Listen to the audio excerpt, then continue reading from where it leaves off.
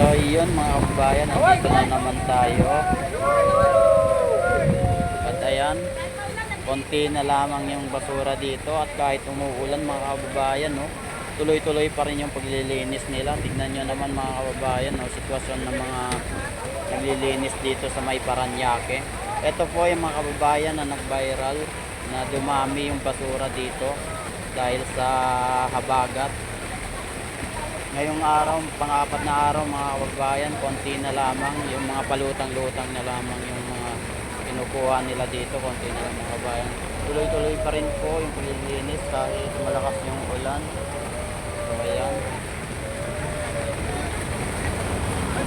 grabe yung sipag nila mga kababayan, no? Andyan pa rin yung bako at truck, yung mga ginagamit nila equipment para mapabilis yung pagkuha ng basura. Kaya nililinisan nila. Ayan, ang dami nilang mga equipment dito.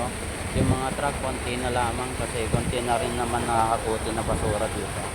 So ayan, kagandahan kapag magtulong-tulong yung mga gobyerno at mga LGU. At sana yung mga ating mga kababayan, no, matuto tayo sa pagtatapon ng basura para hindi maulit yung ganito.